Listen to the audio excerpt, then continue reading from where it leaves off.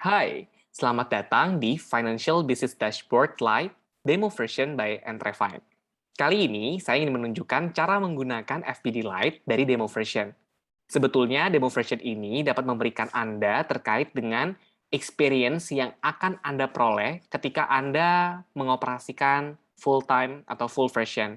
Tapi kali ini, saya akan berikan contoh dulu cara mengoperasikan demo version serta apa saja limitasinya. Yang pertama adalah kita dapat melihat pada bagian cara memulai. Ada dua langkah utama yang perlu kita lakukan. Yang pertama adalah Anda perlu mengisi data bisnis, dan yang kedua adalah mengisi data produk.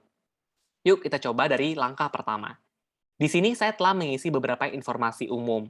Dan di sini teman-teman juga perlu nih mengisi seperti nama usaha, channel penjualan, yaitu tempat di mana kalian menjual produk ataupun jasa.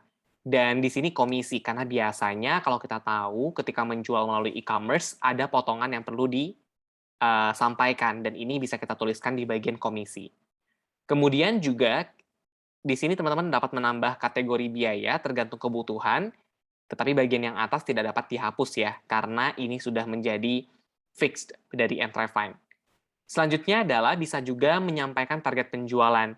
Dan di sini saya sampaikan bahwa pada Oktober 2021, saya punya target penjualan 10 juta rupiah. Di sini juga Anda dapat mengisi target penjualan sesuai dengan bulan periode pengisian demo version. Kemudian juga perlu mengisi variasi produk. Dan di sini contoh dari bisnis saya yaitu nama produk, warna, dan ukuran. Anda juga dapat menyesuaikan dengan variasi produk yang terdapat dalam bisnis Anda. Adapun detail dari setiap variasi produk dapat disampaikan pada sisi kanan. Seperti contoh, saya memiliki nama produk berupa kaos dan kemeja, maka saya tulis di sini kaos dan kemeja. Begitupun dengan warna dan ukuran. Tapi sisanya dapat disesuaikan dengan bisnis Anda. Dan yang terakhir, pada bagian data bisnis, juga terdapat kolom yaitu nama kota. Di sini dapat diisi seiring dengan penambahan jumlah konsumen ataupun penjualan. Setelah mengisi data bisnis dari bagian pertama, maka kita dapat lanjut pada data produk.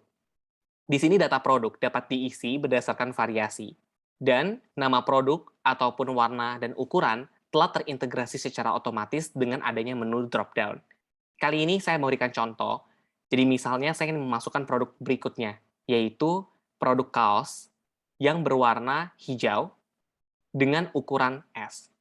Dapat diperhatikan pada bagian sisi kiri, nama produk bertambah secara otomatis karena telah mendapatkan fitur otomatis yang akan terintegrasi dengan variasi.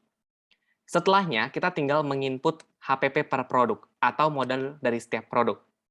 Di sini saya berikan contoh, kita masukkan saja tanpa memberikan imbuhan currency atau satuan mata uang, karena nanti secara otomatis akan tertambah di bagian Excel. Kemudian kita isi dan lengkapi terlebih dahulu. Setelahnya, kita dapat menyampaikan tanggal update harga atau modal, yaitu kolom yang akan memberikan sebetulnya harga modal dan harga jual kita itu berlaku sejak tanggal berapa. Dan karena ini akan berlangsung pada bulan Oktober, maka saya akan berikan contoh yaitu 1 Oktober. Nah, kemudian saya copy karena semua produk ini masih di tanggal yang sama. Saya juga menyampaikan harga dari setiap channel. Jika memang harganya berbeda, maka dapat disesuaikan, namun jika sama, seragamkan. Sebagai contoh, misalnya untuk kemeja hitam S ini, saya menjual dengan harga 105.000 di toko orange. Tapi di toko hijau, saya jual dengan harga yang berbeda, yaitu 110.000. Tapi untuk produk lain, seperti kemeja orange L, hingga dengan produk terakhir, saya memiliki harga yang serupa. Jadi, misalnya kemeja orange L ini harganya 130.000, baik di toko orange dan toko hijau. Maka saya dapat langsung menulis dengan harga yang serupa. Begitupun seterusnya, kita lanjutkan hingga dengan produk paling bawah. Saya lanjutkan terlebih dahulu untuk pengisian harga produk. Setelahnya, kita tinggal copy karena semua channel di sini harganya sama untuk mempercepat pengisian.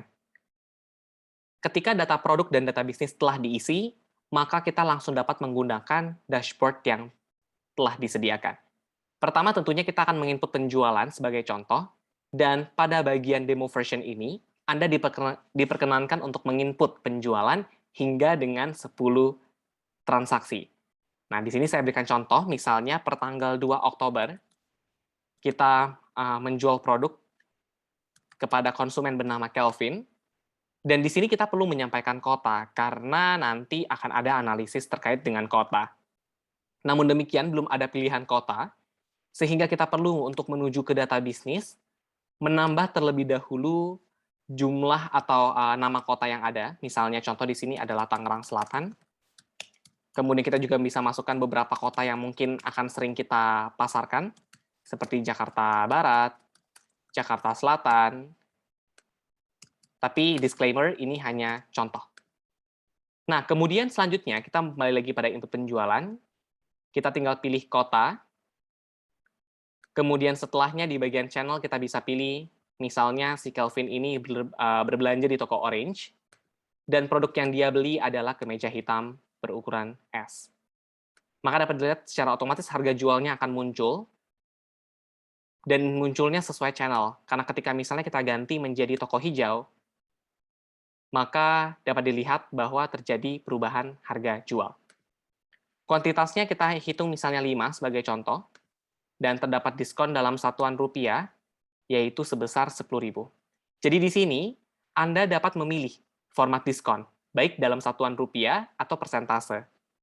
Misalnya kita berikan contoh lain.